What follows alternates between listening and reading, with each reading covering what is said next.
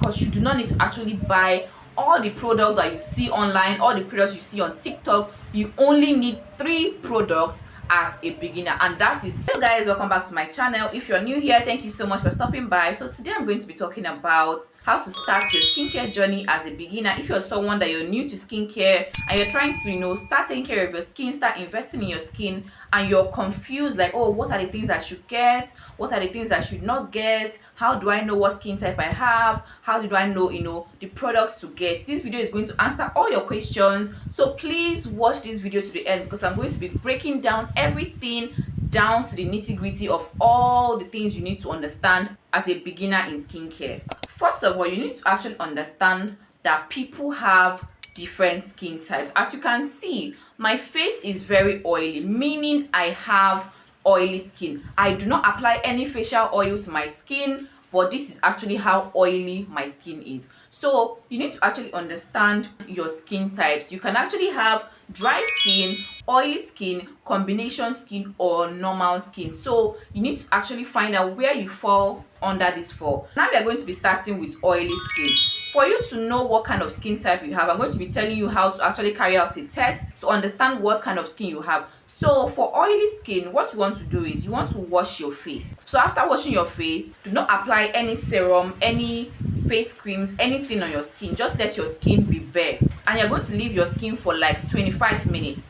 So after that 25 minutes, you want to actually look at your face. You want to actually go and look at your face. If your face is oily all over like my own, that means you have oily skin. So if you want to know whether you have dry skin, what you should do is also wash your face and then leave your face without applying any face cream, any face serum. Don't just apply anything on your face. And then after like 25 minutes, you should look at your face. And if you notice that your face is dry all over, like your face is dry, there is no shine to your face feels tight, your face just feels dry, that means you have dry skin.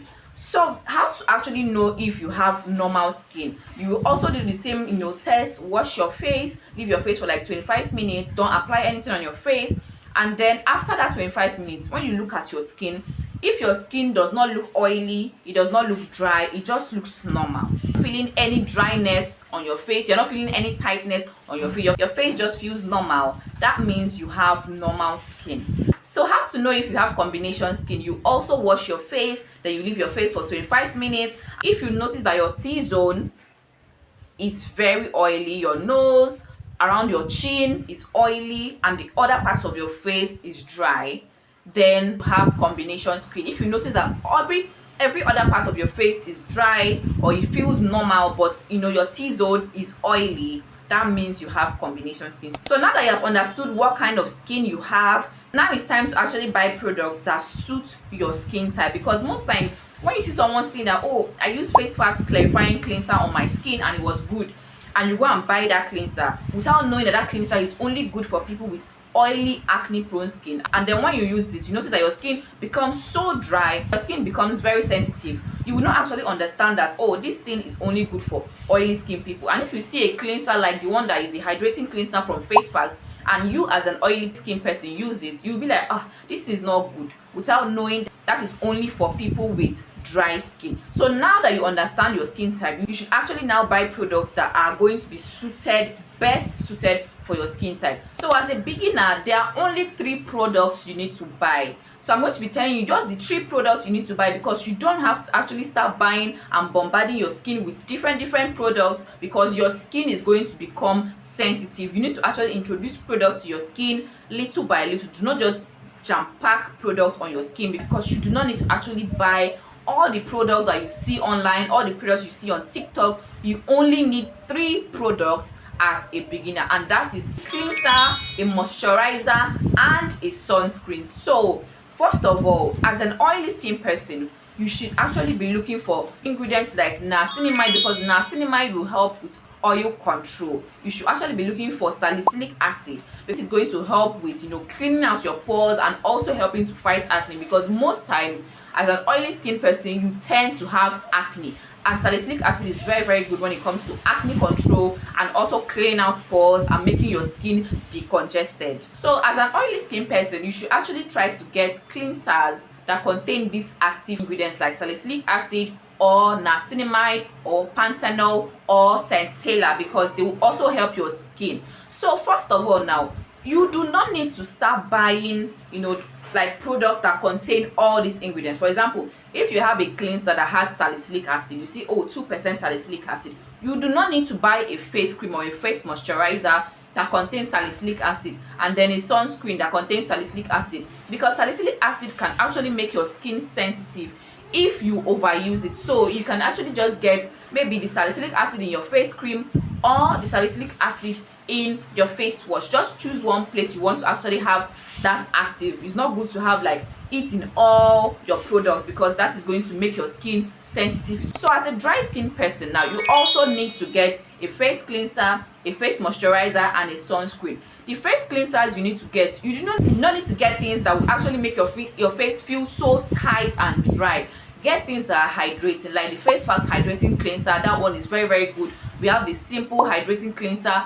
We have amazing cleansers that you can actually get for your skin, that you can use on your skin, that would not strip the little moisture you have on your skin. So that is that. I also need to get rich moisturizers that will help replenish the moisture that your skin is lacking. You can actually get away with using facial oils because your skin doesn't produce a lot of oil, so you can actually get away with using facial oil. Someone with oily skin cannot use facial oil. That is like me using facial oil on my already oily skin. I am going to have so much acne breakouts. So that is actually what you want to do. You need to look for hydrating ingredients as a dry skin person. Ceramides are hydrating, hyaluronic acid is hydrating. You can look for glycerin, you can look for squalene, things that will help hydrate your skin. Look for things that are rich. Do not be looking for things that are so lightweight, because most times lightweight products do not really hydrate. So you go for rich moisturizers, like the simple rich moisturizer. That one is very, very good. It will hydrate and